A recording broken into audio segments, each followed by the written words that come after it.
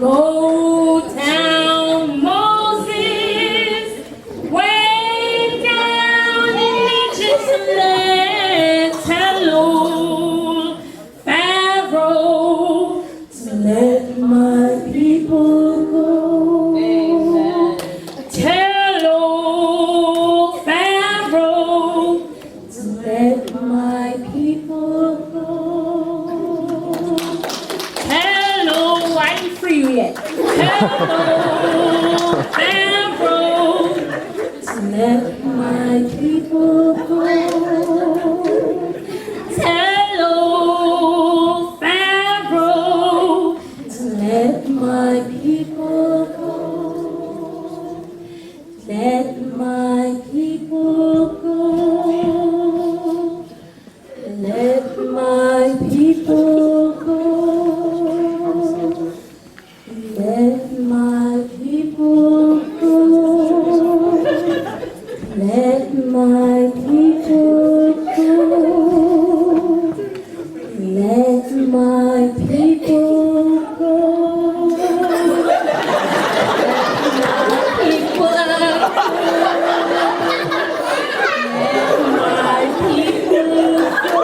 Sing your best for last.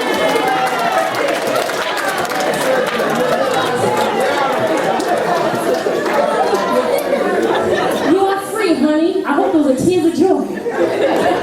And soon enslaved porters word went out. Moses is here. Moses is here. Moses is here. And when my party was gathered, we would start out on Saturday nights because wanted posters and advertisements couldn't be sent out until Monday. And that gave us 1 day's advantage. In that first year, I brought away 6 fugitives. Amongst them, my sister Rachel and her 2 children who had come up from Baltimore under charge of her husband, a free black. I went back a few months later and I brought away 11 fugitives. Amongst them, my brother Harold and his wife. And then I made my final trip back and I brought away 15 fugitives.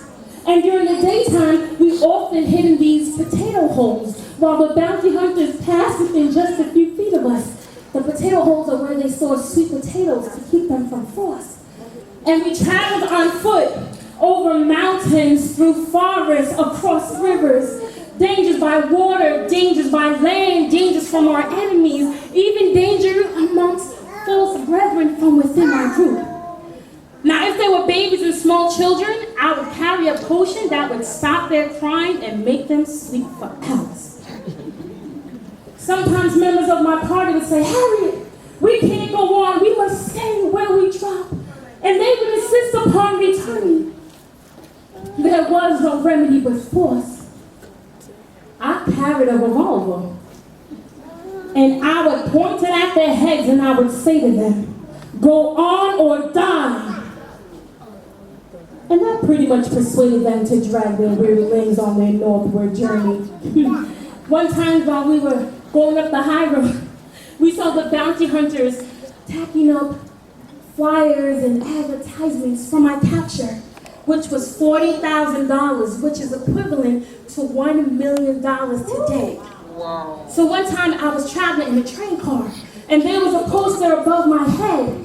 I couldn't read, so I didn't know what it said until a passenger read it out loud, looking at me suspiciously. $40,000, dead or alive, for the woman who was enticing slaves away from their masters. When I heard this, I just shook my head and exclaimed loudly, the boldness of such a woman, how dare she do such a thing? And everyone just turned and went about their business.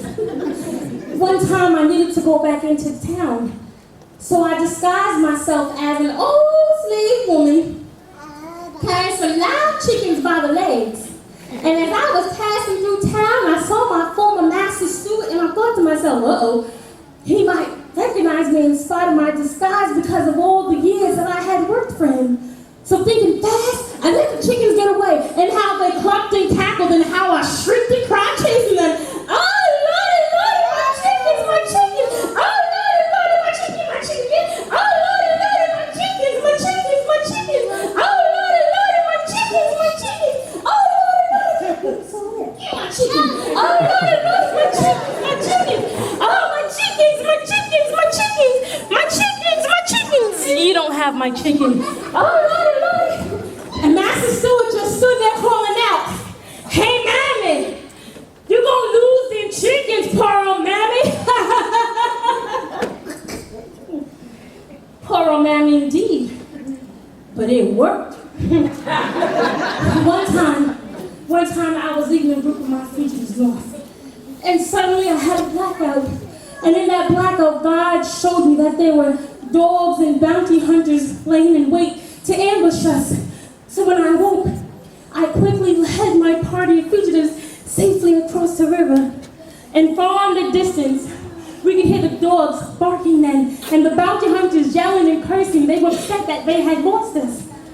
You see, dogs cannot follow a flowing scent through the water. This I learned from the old slave song. Sing it if you know it. Wade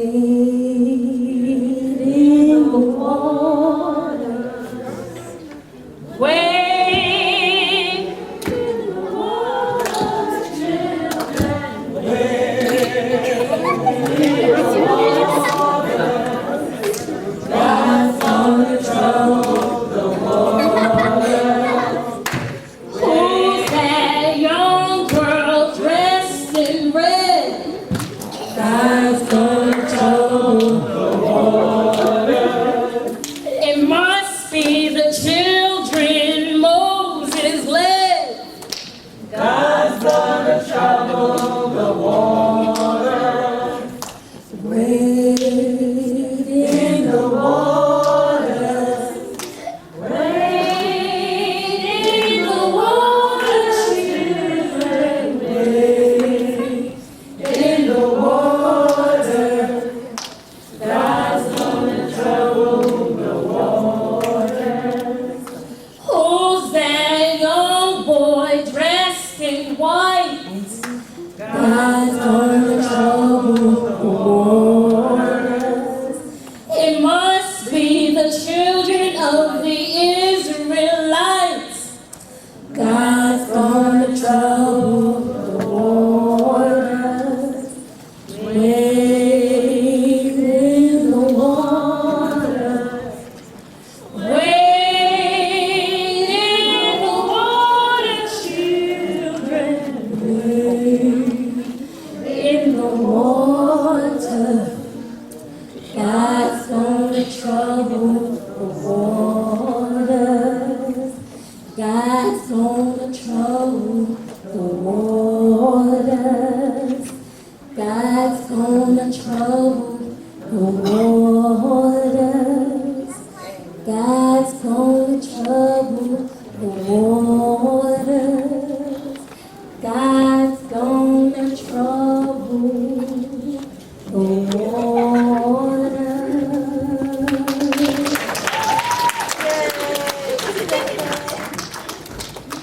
I have been bringing folks to freedom for 6 years. When I learned that my 3 younger brothers, Robert, Henry, and Moses, were to be sent down to the cotton field with the chain gang. And as Christmas came on Sunday, they were not to be sold until Monday. So I sent a secret message by song, letting them know that they must be ready to strike at a moment's notice for the North.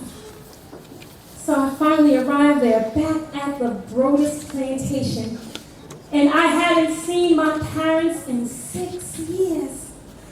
I didn't dare let my mother know my being there, for she would have raised such an uproar that the whole plantation would have been alarmed. And my mother had been hard at work all day preparing a delicious Christmas dinner for her and her boys to share. So now up the hill from my parents' cabin, there is this little fodder shed, and it had these little chinks in the walls, these little cracks in the walls. And all day long, every few minutes, I'd see my poor old mother come out of her cabin, and she would look up the road to see if her boys was coming.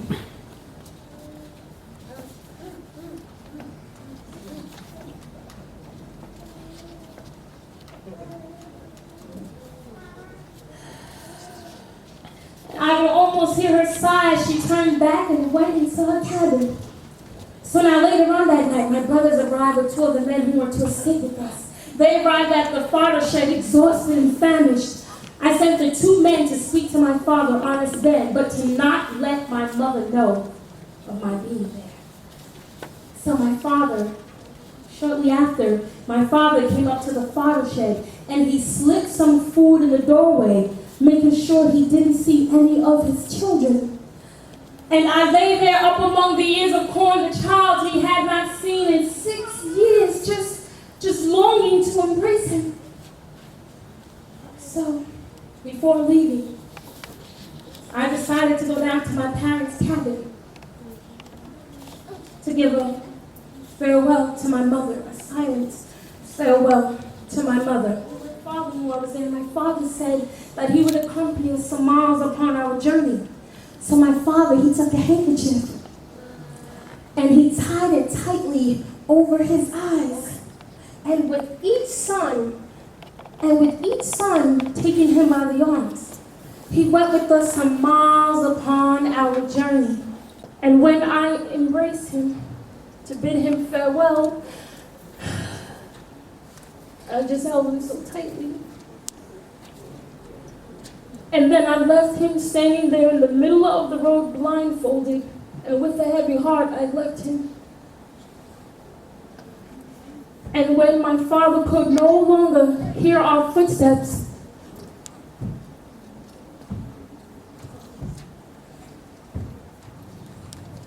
he took off the blindfold. And then he returned back to the cabin to be with my mother.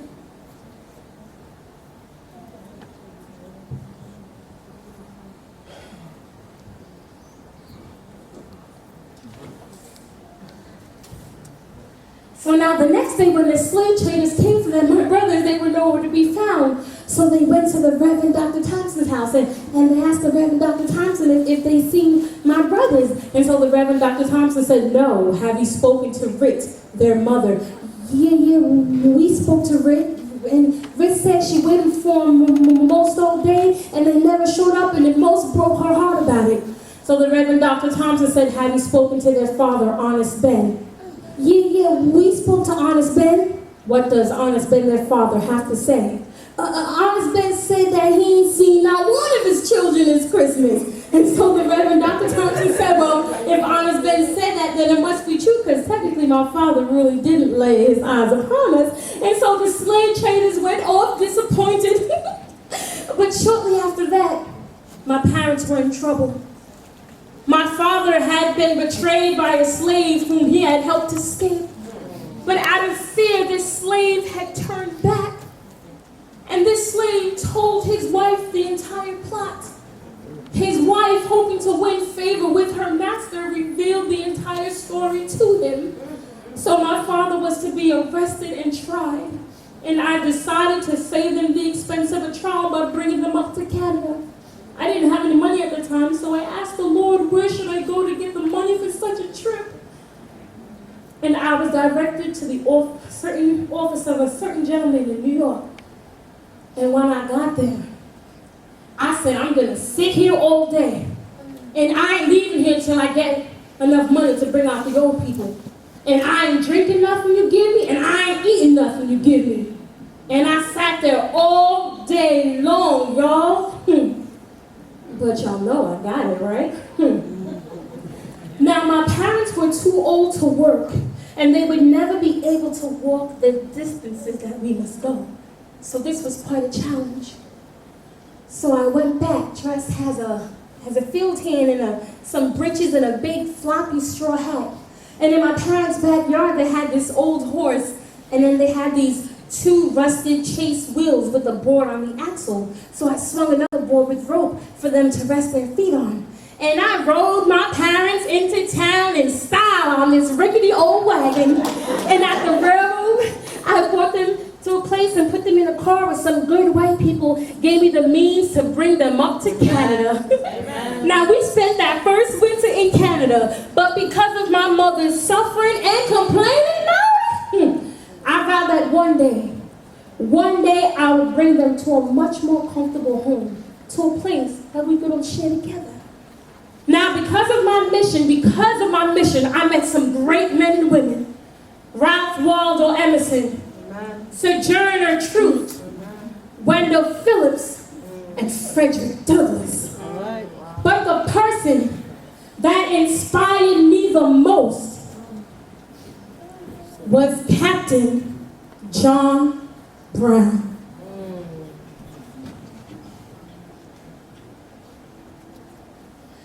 John Brown's body lies a molting in his grave. John Brown's body lies a molting in his grave. John Brown's body lies a molting in his grave. His truth is marching on. This was the most famous marching song of the Civil War. And I met Captain John Brown in Canada in 1858. And right away, he took me to his confidence and told me about his intention to free the slaves. I helped him to obtain recruits and money for his mission from amongst my people. Captain John Brown once said to me, "Why, General Tubman, you're a better officer than most I've seen. Why, you can lead an army of soldiers as successfully as you've led your parties of fugitives." When Captain John Brown left for Virginia, I was ill, and I was in New York at the time, but I felt that Captain John Brown was in trouble. And then the next day's newspaper brought the news of the tragedy of what had happened at Harper's Ferry. Captain John Brown was tried for treason, for murder, and for inciting a slave insurrection. He was found guilty and he was hanged. President Abraham Lincoln once called him a misguided fanatic. But you remember this. Captain John Brown began the war that ended American slavery. And although I could live for the slave, Captain John Brown could die for him. Glory, glory, hallelujah. Glory, glory, hallelujah. Glory, glory, hallelujah. His truth is marching on. In 1861, when the Civil War broke out, and the news came of the capture of Port Royal in South Carolina, I decided to go there and work amongst my people.